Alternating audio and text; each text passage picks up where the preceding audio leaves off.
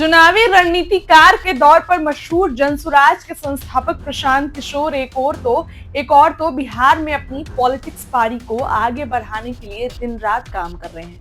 वहीं दूसरी ओर प्रशांत किशोर अन्य राज्यों में भी अलग अलग दलों को अपना सहयोग देने में पीछे नहीं है। यानी प्रशांत किशोर अब डबल रोल निभाने की तैयारी में है। दरअसल चुनावी रणनीतिकार से नेता बने प्रशांत किशोर ने सोमवार को चेन्नई में अभिनेता और टीवी के नेता विजय से मुलाकात की और 2026 के विधानसभा चुनाव में टीवीके की जीत के लिए विजय को अपना सहयोग देने का भी भरोसा दिलाया। दरअसल प्रशांत किशोर अब विजय की पार्टी टीवीके के लिए विशेष सलाहकार की भूमिका निभाएंगे। लेकिन अब बड़ा सवाल यह है कि क्या बिहार विधानसभा चुनाव से पहले प्रशांत किशोर ने तमिलनाडु की राजनीति की ओर रुख क्यों किया?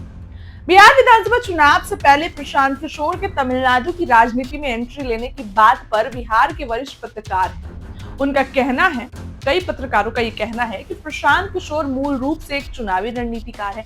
ऐसे में वह भले ही बिहार में चुनाव लड़ने की तैयारी कर रहे हैं, लेकिन वह अपना मूल पेशा को कैसे छोड़ देंगे? प्रशांत किशोर जब भी किसी पार्टी के लिए चुनावी रणनीतिकार के दौर पर काम करते रहे हैं तो इसके लिए उनको पैसा मिलता है। ऐसे में प्रशांत किशोर ने अभिनेता विजय की पार्टी टीवीके के लिए काम करने का मन बनाया है, तो यह उनका प्रोफेशन है। इससे बिहार में उनके चुनावी अभिनय पर कोई असर नहीं पड़ेगा। इसके साथ ही उन्होंने आगे कहा कि बिहार में प्रशांत किशोर की पार्टी जनसुराज के लोग लगातार काम कर रहे हैं और प्रशांत मीटिंग के बाद बिहार में ही काम करेंगे।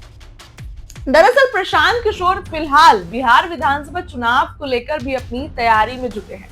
प्रशांत किशोर की पार्टी जनसुराज ने हाल ही में बिहार की 4 सीटों पर उपचुनाव भी लड़ा था। वहीं 2025 में होने वाले विधानसभा चुनाव में उन्होंने सभी सीटों पर चुनाव लड़ने की तैयारी शुरू कर दी। उपचुनाव में उनको हार का सामना करना पड़ा।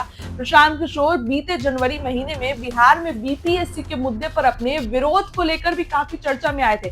प्रशांत किशोर ने 70वीं पीटी बीपीएससी परीक्षा रद्द करने की मांग को लेकर अनशन भी किया। वो इसके बाद उनकी तबीयत भी बिगड़ी, जेल गए। पहले कंडीशनल बेल मिली, फिर अनकंडीशनल बेल लेके जेल से बाहर निकले और फिर तबीयत बिगड़ी। बाद में प्रशांत किशोर ने पटना के मरीन ड्राइव के पास गंगा स्नान कर अपना अनशन तोड़ा। फिलहाल प्रशांत किशोर की पार्टी जनसुराज की ओर से मरीन ड्राइव के पास एक ही आश्रम बनाया गया है, जहां से पार्टी के कार्य को किया जा रहा है। मीडिया रिपोर्ट्स के अनुसार प्रशांत किशोर ने चेन्नई में विजय के साथ 3 घंटे तक लंबी मीटिंग की।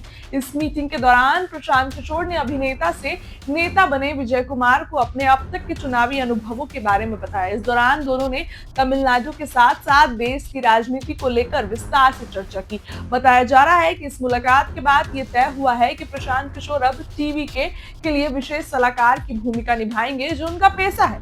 हालांकि इसको लेकर कोई औपचारिक या आधिकारिक समझौता नहीं किया गया है, कोई भी आधिकारिक पुष्टि नहीं की गई है।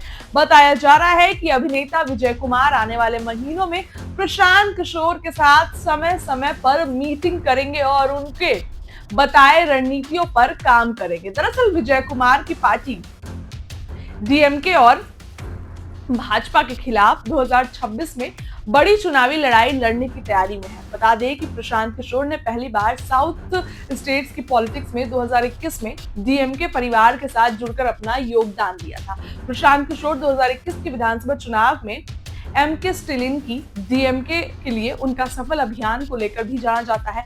तब डीएमके ने 10 सालों के बाद वहां चुनाव जीता था और अब टीवीके पार्टी के लिए प्रशांत किशोर काम कर सकते हैं। मुलाकात किए हैं अभिनेता से नेता बने विजय से।